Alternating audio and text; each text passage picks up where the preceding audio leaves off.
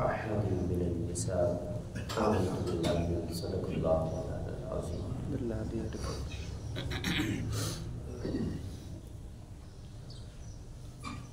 آج کے درس کی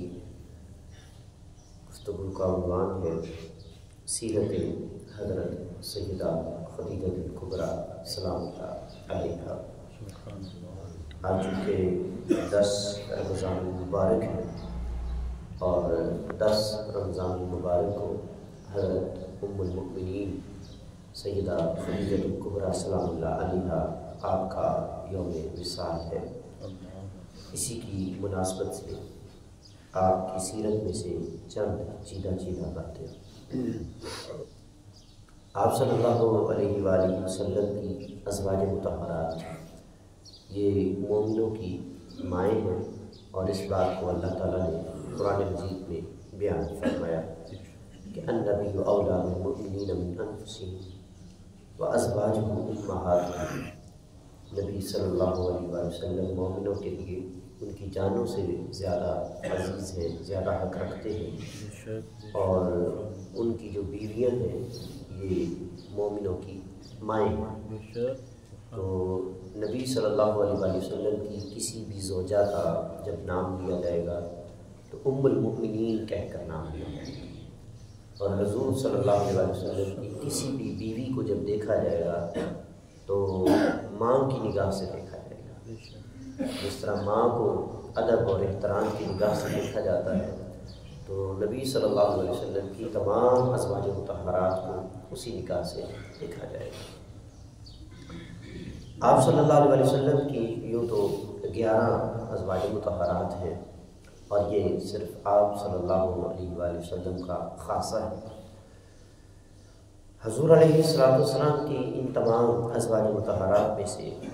2 ازواج ایسی ہیں کہ جن سے نبی علیہ السلام کی خاص محبت رہی۔ ان میں ایک حضرت سیدہ خدیجہ الکبریٰ سلام اللہ علیہا ہے، اور دوسری حضرت ام المؤمنین عائشہ صدیقہ طیبہ طاہرہ سلام اللہ علیہا ہے۔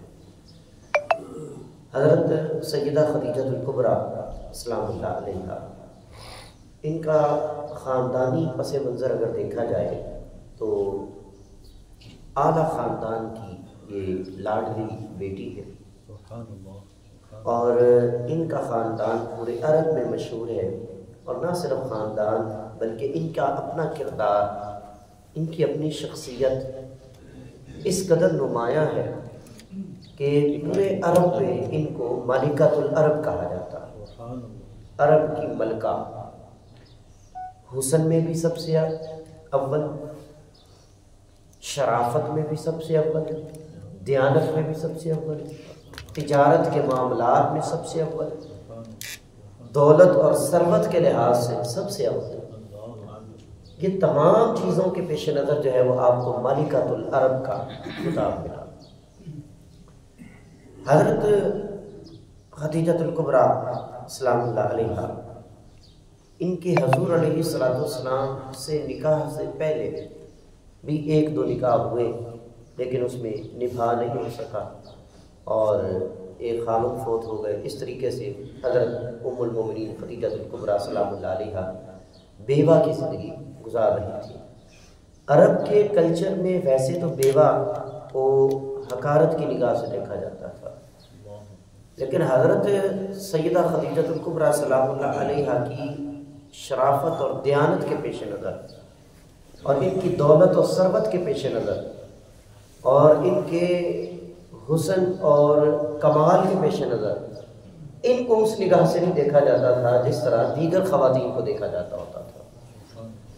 اور حضرت سیدہ خدیجہ الکبریٰ سلام اللہ علیہا کی انہی خوبیوں کی بنا پر بڑے بڑے سرداروں کے رشتے ان کے پاس آتے ہیں۔ کہیں کسی کی طرف سے پیشکش ہو جاتی کہ نکاح کر لیا جائے، کبھی کسی کی طرف سے، لیکن حضرت سیدہ خدیجہ الکبریٰ سلام اللہ علیہا نے انکار کیا۔ ادھر دوسری طرف رسول اللہ صلی اللہ علیہ وآلہ وسلم ابھی جوانی سے عمر کو آگے گزار رہے ہیں، اور آپ علیہ السلام کی عمر 22 سال 23 سال ہے، اور ایسے میں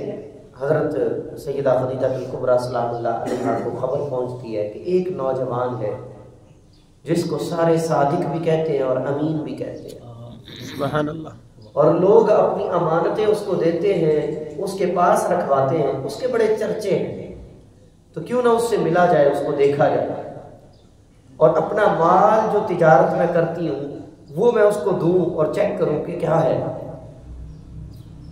حضور علیہ السلام سے ملی اور کریم آقا صلی اللہ علیہ وسلم کی خدمت میں اپنا مال پیش کیا اور کہا کہ جی میں چاہتی ہوں کہ جب آپ شام جائیں نا تو میرا مال بھی لے جائیں اور اس کو بیچیں، اور اس میں جتنا آپ نے رکھنا ہو حصہ تو آپ رکھ بھی لیجئے گا۔ یعنی مقصد یہ تھا کہ میں دیکھوں۔ اب کریم آقا صلی اللہ علیہ وسلم کی ذات پاک تو وہ ذات پاک ہے کہ اگر حلیمہ سعدیہ سلام اللہ علیہا کی سوکھی اونٹنی پر سوار ہوتے ہیں تو وہ بھی دودھ سے بھر جاتے ہیں۔ سبحان اللہ، حلیمہ سعدیہ رضی اللہ تعالیٰ عنہ کی بکریاں جو ہیں وہ بھی دودھ سے بھر جاتی ہیں۔ حضور صلی اللہ علیہ وسلم کے وجود کی برکت ایسی ہے کہ ابو ایوب انصاری کے خستہ گھر میں قدم لگتا ہے تو وہ جو ہے وہ آباد ہو جاتا ہے۔ نبی علیہ السلام کا وجود مبارک ایسا مبارک وجود ہے، جہاں جاتے ہیں برکتیں ہی برکتیں آ جاتی ہیں۔ جب وہ مال تجارت لے کر شام جاتے ہیں تو کئی گنا زیادہ فائدہ ہوتا ہے، نفع ملتا ہے، جو حضرت ام المومنین خدیجہ الکبریٰ سلام اللہ علیہا نے سوچا بھی نہ تھا۔ ایسے میں ایک تو یہ بڑی متاثر ہوئی حضرت خدیجہ سلام اللہ علیہا اس عمل سے، اور اس کے ساتھ انہوں نے کچھ چیزیں دیکھ رکھی تھی، کچھ سن بھی رکھا تھا تورات اور انجیل کے مختلف عالموں سے کہ یہ جو نوجوان ہے نا یہ آنے والے وقت کا نبی ہے، اور اس کی بشارتیں اور اس کی خبریں ہم نے تورات اور انجیل میں پڑھ رکھی ہیں۔ یہ اس بات کے بھی چرچے تھے عرب کے اندر کہ یہ جو محمد نامی شخص ہے نا یہ ایسا ایسا ہے۔ اور پھر حضرت خدیجہ الکبریٰ سلام اللہ علیہا نے امانت اور دیانت کو چیک بھی کر رکھا تھا، پھر برکت کو بھی دیکھ چکی تھی، اور اس کے ساتھ انہوں نے ملاحظہ کیا کہ یہ نوجوان ایسا ہے کہ جہاں جاتا ہے بادل سایہ کرتے ہیں، ان کے جسم پر تو مکھی بھی نہیں بیٹھتی ہے، کسی قسم کا کوئی عیب اس بندے کے اندر ہے ہی نہیں۔ یہ ساری چیزوں سے متاثر ہو کر ایک طرف جو ہے وہ حضرت خدیجہ کو لوگوں کے رشتے آ رہے ہیں، دوسری طرف حضرت خدیجہ الکبریٰ خود اپنے نکاح کا پیغام محمد عربی صلی اللہ علیہ وسلم کو پیش کرتی ہیں۔ سبحان اللہ، کس بنا پر؟ حضور صلی اللہ علیہ وسلم کے کردار سے متاثر ہو کر۔ یہاں ہماری بہنوں بیٹیوں کو جو پیغام ملتا ہے حضرت خدیجہ الکبریٰ سلام اللہ علیہا کی سیرت سے وہ یہ ملتا ہے کہ حسن میں اگرچہ آگے ہو، مال دولت ثروت عزت شرافت دیانت میں آگے ہو، لیکن آپ دیکھیے رشتے کا انتخاب کرتے وقت کس چیز کو معیار بنایا ہے۔ سبحان اللہ، حضرت سیدہ خدیجہ الکبریٰ سلام اللہ علیہا نے خود نکاح کا پیغام بھیجا تو حضور علیہ السلام کی سیرت اب یہ نوجوانوں کو درس دیتی ہے۔ آپ علیہ السلام نے یہ نہیں فرمایا کہ مجھے کسی لڑکی کا رشتہ آ گیا تو لہذا میں خود ہی اس کو قبول کر کے اور سائڈ پہ ہو کے نکاح کر لوں، نہیں، فرمایا میرے بڑے موجود ہیں، میں اس وقت کفالت میں ہوں اپنے چچا کی ابو طالب کی، ان سے پوچھوں گا، ان سے رائے لوں گا وہ کیا کہتے ہیں، اگر وہ مان گئے تو ٹھیک ہے ورنہ نہیں۔ یہ آج کے نوجوان کو اس بات سے درس ملتا ہے کہ وہ اپنے بڑوں کو ترجیح دے، ان کو شامل رکھے، ان کی رضامندی کو دیکھے۔ حضرت سیدہ خدیجہ الکبریٰ سلام اللہ علیہا کے اس نکاح کے پیغام کو رسول اللہ صلی اللہ علیہ وسلم نے اپنے چچا کے سامنے رکھا، چنانچہ چچا نے اس کو قبول کیا اور پھر خود انہوں نے خطبہ بھی پڑھایا اور نکاح بھی پڑھایا رسول اللہ صلی اللہ علیہ وسلم کا۔ 25 تولے کے قریب جو ہے وہ آپ کا حق مہر مقرر کیا گیا اور اس طریقے سے جو ہے وہ آپ کا نکاح ہوا۔ حضرت سیدہ خدیجہ الکبریٰ سلام اللہ علیہا کی عمر اس وقت ہے 40 سال اور حضور علیہ السلام کی عمر مبارک ہے 25 سال۔ حضرت سیدہ خدیجہ الکبریٰ سلام اللہ علیہا کا یہ تقریباً تیسرا نکاح ہے اور حضور علیہ السلام کا یہ پہلا نکاح ہے۔ لیکن آپ کمال دیکھیے کہ حضور علیہ السلام سے نکاح سے پہلے حضرت خدیجہ حسن میں بھی اول، دیانت میں بھی اول، شرافت میں بھی اول، مال و دولت و ثروت میں بھی اول، غلام بھی بڑے ہیں، لونڈیاں بھی بڑی ہیں، سارا کچھ ہے، بڑی چہل پہل ہے، چرچے ہیں پورے عرب میں، اور اس بنا پہ ملکۃ العرب کا خطاب بھی ہے لیکن جیسے ہی حضور صلی اللہ علیہ وسلم سے نکاح ہوتا ہے، آپ صلی اللہ علیہ وسلم کی محبت میں ایسے گم ہوتی ہیں، سب کچھ بھول جاتی ہیں، وہ ساری حسن، وہ مال و دولت، وہ سب کچھ حضور کے قدموں پر نچھاور کر دیتی ہیں، اپنے سارے غلام، ساری لوڈیاں حضور کے غلام بنا دیے، اپنے سارے رشتہ دار حضور کے غلام بنا دیے، سب کچھ حضور کے نام پر قربان کر دیا، یہاں تک کہ اپنا مال و دولت و ثروت جو ہے وہ سب کا سب اسلام کی خاطر قربان کر دیا۔ سبحان اللہ۔ یعنی یوں سمجھ لیجئے، دوسرے لفظوں میں دین اسلام کی ترویج و اشاعت میں جو کردار ام المومنین خدیجہ الکبریٰ نے ادا کیا ہے وہ کسی اور خاتون نے ادا نہیں کیا۔ اپنی مال و دولت کے ذریعے سب سے بڑھ کر جو ہے وہ احسان فرمایا دین اسلام کی ترویج و اشاعت میں، وہ حضرت خدیجہ الکبریٰ سلام اللہ علیہا نے کیا ہے۔ اور اس کے ساتھ ساتھ اگلی بات بھی دیکھیے، سیدزادوں کی آل اولاد کی بڑی شان ہے، بڑا مقام ہے،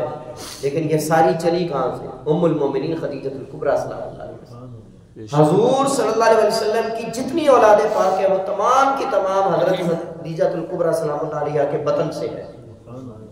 صرف جو ہے وہ ایک بیٹا ماریہ قبطیہ جو آپ کی بیوی تھی وہاں سے ہے، ورنہ ساری اولاد جو ہے یہ حضرت خدیجہ الکبریٰ سلام اللہ علیہ سے ہوئی ہے۔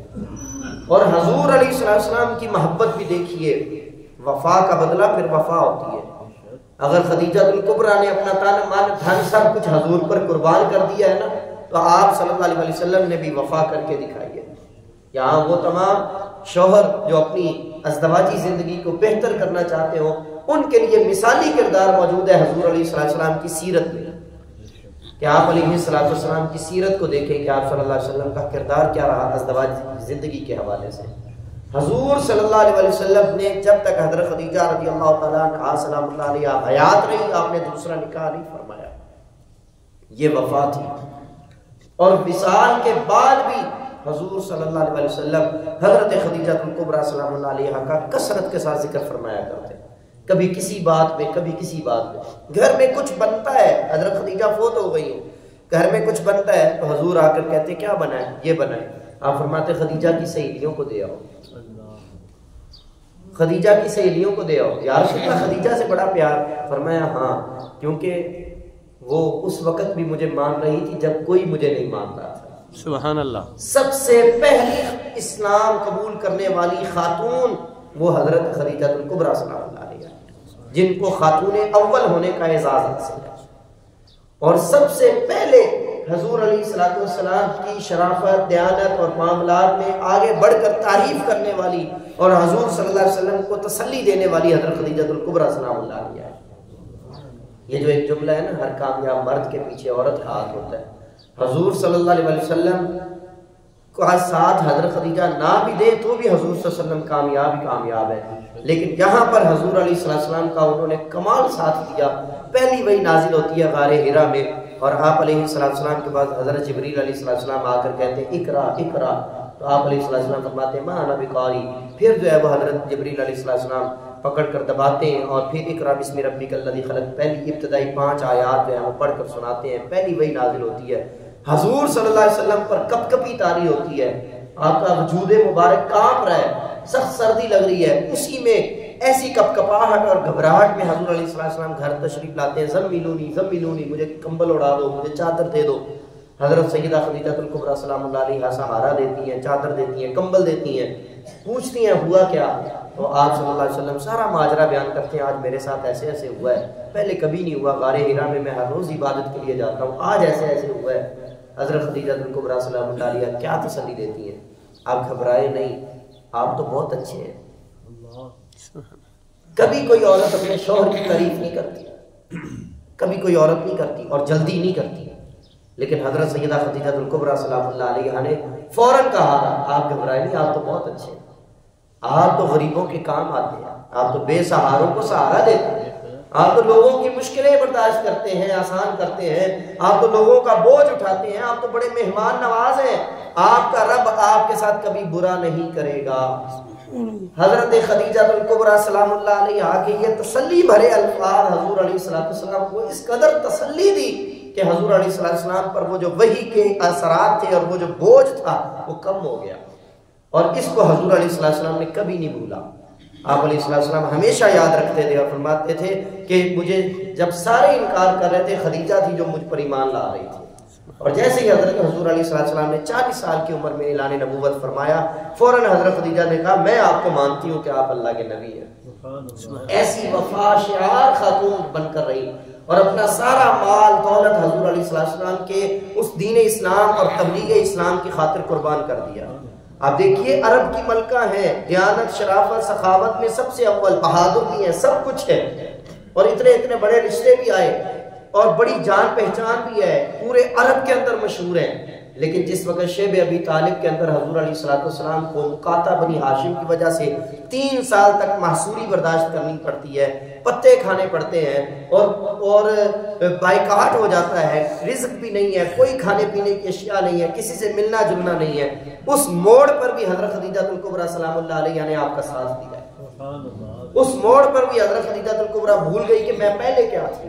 اور اب مجھے جو ہے وہ فاقے کرنے پڑیں گے اور یہ سب کچھ کرنا پڑے گا. آپ یوں سمجھ لیجئے کہ یوسف کے لیے زلیخا وہ پہلے بہت کچھ تھی حضرت یوسف علیہ السلام کے لیے، اور جب حضرت یوسف علیہ السلام کے عقد میں آ گئی تو سب کچھ جو ہے وہ اپنا جو ہے وہ بھول گئی کہ میں کیا تھی، اور ایسی محبت میں گرفتار ہو گئی کہ اپنی ذات کو بھی بھول گئی. یہی صورتحال حضرت خدیجہ الکبریٰ سلام اللہ علیہ کی رہی کہ وہ جب حضور علیہ السلام کے عقد نکاح میں آ گئی، اپنا سارا مال و دولت، ثروت، عزت، افتخار، خاندانی شرافت، دیانت سب کچھ بھول کر حضور کے قدموں پر نچھاور کر دیا. سبحان اللہ. یہ حضرت سیدہ خدیجہ الکبریٰ سلام اللہ علیہ کی اسلام کے لیے خدمات ہیں. ہم بھول نہیں سکتے یہ اقدام خدیجہ، ہم بھول نہیں سکتے یہ اقدام خدیجہ، تو پہلے پہل لائی ہے اسلام خدیجہ، کردار مثالی تیرا اخلاص و وفا میں، ایثار میں چلتا ہے تیرا نام خدیجہ، اسلام کے سب ماننے والوں کی ہے تو ماں، رتبے کی بلندی ہے تیری عام خدیجہ، قربان ہے رہے دین میں تیری دولت و ثروت، ہستی نے کیے تیری بہت کام خدیجہ، لاتے تھے جو اصحاب کبھی مسئلے الجھے، رکھ دیتی تھی حل کر کے سب ابہام خدیجہ، امت کی سبھی ماؤں کی سالار خدیجہ، افلاک سے اونچا تیرا کردار خدیجہ، ہے ملکہ خلد تیری لاڈلی بیٹی، دلہا ہے تیرے کونین کے سردار خدیجہ، اللہ کے محبوب دو عالم کے ہیں غمخوار، اللہ کے محبوب دو عالم کے ہیں غمخوار، غمخوار دو عالم کی ہے غمخوار خدیجہ. اللہ تعالیٰ آپ کی سیرت پر سب کو عمل کی توفیق